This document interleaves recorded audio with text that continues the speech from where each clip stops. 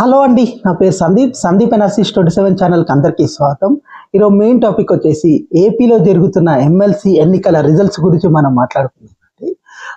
Krishna Guntur graduate ఎన్నికల్లో వచ్చేసి కూటమి అభ్యర్థి ఆళ్లపాటి రాజా 85,000 మెజార్టీతో అనేది గెలవడం అనేది జరిగిందండి. సమీప అభ్యర్థి పీడిఎఫ్ అభ్యర్థి వచ్చేసి లక్ష్మణరావు గారి చేతుల్లో ఇది ఫస్ట్ టైం జరుగుతుందండి. అంటే ఇంత భారీ మెజార్టీ అనేది ఫస్ట్ టైం అనేది వస్తుందండి. ఎప్పుడు కూడా పీడిఎఫ్ అభ్యర్థి బలమైన పోటీ అనేది ఇస్తారు, కానీ ఈ ఎన్నికల్లో వచ్చేసి వన్ సైడెడ్ గా 85,000 మెజార్టీతో అనేది గెలిచారండి ఆళ్లపాటి రాజా గారు. అదే కాకుండా ఇప్పుడు ఉదయ గోదావరి జిల్లాల్లో కూడా భారీ మెజార్టీతో కూటమి అభ్యర్థి గెలిచారండి. రాజశేఖరం గారు 75 నుంచి 85,000 మెజార్టీతో గెలిచే అవకాశం అనేది ఉంది. మెయిన్గా వచ్చేసి కూటమి మీద గ్రాడ్యుయేట్స్ లో ఇంకా వ్యతిరేకత అనేది గ్రౌండ్ లెవెల్లో ఇంకా స్టార్ట్ కాలేదండి. ఎందుకు అంటే ఈ ప్రభుత్వం వచ్చేసి 10 నెలలే అవ్వడం వల్ల వ్యతిరేకత అనేది గ్రౌండ్ లెవెల్లో స్టార్ట్ కాలేదు. ప్రజలందరూ కూడా ఇంకా కూటమి మీద నమ్మకం అనేది పెట్టుకున్నారు. అంటే మెగా డిఎస్సి ఇవన్నీ ఏది జాబ్ క్యాలెండర్ ఇవన్నీ ఏకపోయినా కానీ ప్రజల్లో ఇంకా నమ్మకం అనేది కూటమి మీద ఉండడం వల్లనే ఈ విజయం అనేది సాధ్యమైందండి. అదే కాకుండా గ్రాడ్యుయేట్స్ లో కూడా ఇంకా చేస్తారు అనే నమ్మకం అనేది ఎక్కువ కూటమి ప్రభుత్వం మీద ఉండడం వల్ల కూడా ఈ విజయం అనేది స్టార్ట్ అయింది. అదే కాకుండా పోల్ మేనేజ్మెంట్ కూడా బాగా చేయడం అనేది కూటమి అభ్యర్థులు చేశారండి. మెయిన్ వచ్చేసి రిజిస్ట్రేషన్ అనేది చేశారండి. అంటే ఎవరైతే గ్రాడ్యుయేట్స్ కి ఓటేస్తారో వాళ్ళని రిజిస్ట్రేషన్ అనేది తెలుగుదేశం పార్టీ అనేది బలంగా చేయడం వల్ల కూడా ఈ విజయం అనేది సాధ్యమైందండి. అంటే ఎక్కువ మానిటరింగ్ అనేది తెలుగుదేశం పార్టీ అనేది గ్రౌండ్ లెవెల్లో బాగా చేయడం అనేది జరిగింది.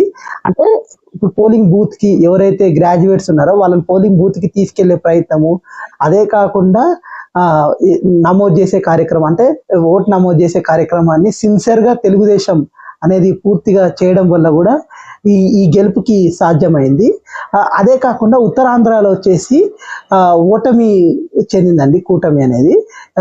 ఎక్కడైతే గాది శ్రీనివాస నాయుడు గారు గెలిచారండి, భారీ మెజార్టీతోనే గెలిచారు. అతను కూడా దాదాపు ఒక 50 నుంచి 55,000 మెజార్టీతో అనేది గెలవడం అనేది జరిగింది. వన్ సైడెడ్ గా అయింది ఇది కూడా. అంటే కూటమి అభ్యర్థి ఓడిపోవడం అనేది జరిగింది. ఇది మెయిన్ ఎందుకు అంటే టీచర్స్ అనేది వ్యతిరేకత అనేది స్టార్ట్ అయిందండి కూటమి మీద. ఎందుకు అంటే పిఆర్సి అనేది పెంచుతామని వీళ్ళు హామీ ఇవ్వడం అనేది అది జరగలేదు కాబట్టి కూడా దానివల్ల కూడా వ్యతిరేకతగా ఓటేయడం అనేది జరిగింది కూటమి మీద. అదే కాకుండా చాలా వరకు ఇప్పుడు గ్రూప్ 2 ఎగ్జామ్స్ అనేది జరిగాయి కదా, అక్కడ రద్దు చేయమని చెప్పినా కానీ ప్రజలు అంటే ప్రైవేట్ టీచర్స్ ఉన్నారు కదా, వాళ్ళ దాంట్లో ఎక్కువ గ్రూప్ 2 ఎగ్జామ్స్ అనేవి రద్దు చేయమని చెప్పినా కానీ వీళ్ళు ప్రభుత్వం అనేది రద్దు చేయకపోవడం వల్ల కూడా ఈ వ్యతిరేకత అనేది స్టార్ట్ అయిందండి. అదే కాకుండా చాలా వరకు ఈ టీచర్స్ అనే వాళ్ళు యాక్టివ్గా అనేది ఉండడం వల్ల కూడా, అంటే వాళ్ళు అప్డేట్ అనేది ఎక్కువగా ఉండడం వల్ల కూడా ఇది వీళ్ళు ప్రభుత్వం అనేది కరెక్ట్ చేస్తుందా లేదా అనేది కూడా అబ్జర్వ్ చేయడం వల్ల కూడా ఈ ఓటమికి కారణం అండి. ఎందుకు అంటే ఎక్కువ శాతం వాళ్ళు ఏం చేస్తారంటే ఇప్పుడు వీళ్ళు ఏదైతే చెప్పారో అది చేయకపోవడం వల్ల కూడా ఈ టీచర్స్ అనేవాళ్ళు వ్యతిరేకంగా వేశారు. అంటే గవర్నమెంట్ టీచర్స్ అనేవాళ్ళు ఆటోమేటిక్గా ప్రభుత్వానికి వేశారు, కానీ ఎక్కడైతే ప్రైవేట్ టీచర్స్ ఉన్నారు కదా వాళ్ళు వచ్చేసి బలంగా వచ్చేసి కూటమికి వ్యతిరేకంగా ఎక్కువగా ఓటేయడం అనేది జరిగింది. కానీ వైసీపీకి కూడా ఈ ఓటు అనేది ఎక్కువ వేయలేదు. వైసీపీ కూడా ఒక అభ్యర్థిని బలపరిచింది, కానీ అతను కూడా డిపాజిట్ గల్లంత అయిందండి. అంటే అతనికి కూడా ఈ ఓట్లు అనేది ఎక్కువగా వేయలేదు. ఎక్కువ శాతం ఏంటంటే ఈయన వచ్చేసి ఇప్పుడు గాది శ్రీనివాస నాయుడు గారు వచ్చేసి మెయిన్ గా బీజేపీ సింపథైజర్ అయినా, అంటే బీజేపీ వ్యక్తి అయినా, కానీ కూటమి తెలుగుదేశం జనసేన వచ్చేసి వేరే అభ్యర్థికి మద్దతు తెలిపినా కానీ ఆ గెలుపు మాత్రం ఇతనికి వచ్చింది. అంటే ఇతని గ్రౌండ్ లెవెల్లో చాలా వరకు కూడా మెయిన్గా వచ్చేసి చాలా వరకు గ్రౌండ్ లెవెల్లో ప్రయత్నం అనేది చేయడం జరిగింది. అదే కాకుండా ఇతను బాగా తిరగడం కూడా ఎక్కువగా జరగడం వల్ల కూడా ఈ గెలుపు అనేది స్టార్ట్ అయింది. అంటే పోల్ మేనేజ్మెంట్ మంచిగా చేయడం కూడా జరిగిందండి. దీనిలో బీజేపీ కూడా ఇంటర్నల్ గా సపోర్ట్ చేసిందని సమాచారం అనేది వచ్చింది. అంటే బీజేపీ పూర్తిగా కూడా శ్రీనివాస నాయుడు గారికి పూర్తి సపోర్ట్ అనేది గ్రౌండ్ లెవెల్లో చేశారని, అందుకే ఈ విజయం అనేది వన్ సైడ్ అయిందని కూడా చెప్తున్నారు. అంటే బీజేపీకి అన్ని ఓట్స్ అనేవి ఉండదండి బేసికల్ గా. ఎందుకు అంటే బీజేపీకి అన్ని ఓట్స్ ఉంటే ఆటోమేటిక్గా వాళ్ళే మొన్న ఎన్నికల్లో సింగిల్గా నించుంటుండే. కానీ వాళ్ళకి అన్ని ఓట్స్ ఉండవు. బేసికల్గా ఏమైందంటే ఒక వ్యతిరేకత అనేది ఉండడం, వ్యతిరేకత అక్కడ ఏజెన్సీ ప్రాంతాల అన్నింటిలో కూడా ఎవరైతే బలంగా డబ్బులు పెట్టే కార్యక్రమం అనేది ఎక్కువ జరగడం వల్ల కూడా ఈ విజయం అనేది సాధ్యమైంది. అంటే ఆ వ్యక్తి ఎక్కువ డబ్బులు పెట్టి ఎక్కువ శాతం పోల్ మేనేజ్మెంట్ మంచిగా చేసుకుంటే ఆ వ్యక్తిదే గెలిచే అవకాశం అనేది ఉంటుంది. దీంట్లో వచ్చేసి మొన్న ఎన్నికల్లో కూడా ఈ ఈ ప్రభావం అనేది ఉందండి. అంటే ఎక్కడైతే ఏజెన్సీ ప్రాంతాల్లో కూటమి అనేది ఓడిపోవడం అనేది జరిగింది మొన్నటి అసెంబ్లీ ఎన్నికల్లో కానీ పార్లమెంట్ ఎన్నికల్లో కానీ, దాని ప్రభావం కూడా ఉండడం వల్ల కూడా ఈ ఓటమి అనేది జరిగింది. అలాగే వచ్చేసి టీచర్స్ లో కూడా ఎందుకు అంటే వ్యతిరేకత అనేది వచ్చిందండి. ఎందుకు అంటే వీళ్ళు 27% పిఆర్సీ అడిగారు. అప్పుడు ఇంతకుముందు ఉన్న వైఎస్ జగన్ గారు 23% అనేది ఇచ్చారు. కానీ ఈ ప్రభుత్వం అనేది 27% చేస్తామన్నారు, హామీ అనేది ఇచ్చారు.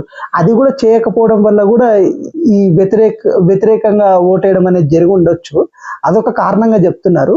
కానీ ఇది కూటమి ప్రభుత్వానికి ఇది రెడ్ అలర్ట్ లాంటిది అంటే. ఎందుకు అంటే పోయినసారి కూడా గ్రాడ్యుయేట్ ఎన్నికల్లో ఉత్తరాంధ్రలోనే ఏదైతే తెలుగుదేశం అనేది గెలవడం జరిగింది, అక్కడే వైసీపీకి దెబ్బ అయింది. ఇది మెల్లమెల్లగా ఏది వ్యతిరేకత అనేది మెల్లమెల్లగా స్టార్ట్ అయ్యే ప్రయత్నం అనేది జరుగుతుందండి. ఇది కూటమి ప్రభుత్వం అనేది పూర్తిగా చూసుకోవాల్సిన అవసరం అనేది ఉంది. ఎందుకంటే అప్పుడు వైసీపీ పార్టీ కూడా ఎక్కడైతే ఉత్తరాంధ్ర గ్రాడ్యుయేట్స్ ఎన్నికలు జరుగుతున్నప్పుడు అంతా పట్టించుకోలేదు. ఏం కాదు, అన్ని చోట్ల మేము గెలిచాము, ఒకే ఒక చోట తెలుగుదేశం అనేది గెలిచింది. దాన్ని అంత సీరియస్గా తీసుకోకపోవడం వల్లనే ఏమైంది, ఈ ఎన్నికల్లో అనేది ఆ ఓటమి అనేది చెందిందండి. ఎందుకంటే అప్పటి నుంచి పూర్తిగా దాన్ని కాన్సన్ట్రేషన్ చేస్తుంటే ఎన్నికల్లో అనేది వైసీపీ గెలిచేది. కానీ అప్పుడు అంత కాన్సన్ట్రేషన్ చేయలేదు. ఏం కాదు అనే ఉద్దేశంతో మొత్తం మిగతా అన్ని చోట్ల మేము గెలిచాము అనే కొంచెం అహంకారంకి వెళ్ళడం వల్ల కూడా ఓటమి అనేది చెందింది వైసీపీ. ఇప్పుడు కూటమి కూడా అదే ఇది రెడ్ అలర్ట్ లాంటిదండి. ఎందుకంటే టీచర్స్ వ్యతిరేకత అవ్వడం వల్ల ఇప్పుడు వచ్చే ఎన్నికల్లో పోల్ మేనేజ్మెంట్ చేసేది మొత్తం కూడా టీచర్సే అండి. అంటే పోలింగ్ బూత్ లో వీళ్ళు టీచర్స్ ఎక్కువగా ఉంటారు. ఎవరైతే గవర్నమెంట్ టీచర్స్ వాళ్ళు ఎక్కువగా పోలింగ్ బూత్లు అనేది ఉంటుంది. మొన్నటి ఎన్నికల్లో కూటమికి వీళ్ళందరూ కూడా అవుట్ రైట్ గా సపోర్ట్ చేయడం వల్ల కూడా కూటమికి భారీ విజయం అనేది వచ్చిందండి. అంటే ఇప్పుడు పోలింగ్ బూత్ లో 150 ఓట్లు వీళ్ళే వేయించేశారు ఏది మొన్నటి కూటమికి. కానీ ఇప్పుడు టీచర్స్ లో లైట్ గా వ్యతిరేకత అనేది స్టార్ట్ అయింది కాబట్టి ఈ ఓటమి అనేది జరిగింది. ఈ ఓటమి ఇంకెక్కువ పెరగకుండా చూసుకోవాల్సిన బాధ్యత అనేది కూటమి మీద ఉందండి. ఎందుకు అంటే వీళ్ళు ఈ వ్యతిరేకత పెరిగింది అంటే వచ్చే ఎన్నికల్లో టీచర్స్ అనేవాళ్ళు కూటమికి మద్దతు ఇవ్వకపోతే కూటమికే దెబ్బతినే అవకాశం అనేది, అధికారం పోయే అవకాశం అనేది ఎక్కువగా ఉంటుందండి. చూద్దాం మరి ఏమవుతుంది అనేది. థ్యాంక్ యూ అండి. నా ఇన్ఫర్మేషన్ కానీ మీకు నచ్చినట్టయితే కింద సబ్స్క్రైబ్ బటన్ ఉందండి, సబ్స్క్రైబ్ చేయండి, లైక్ అండ్ షేర్ కామెంట్ అనేది చేయండి.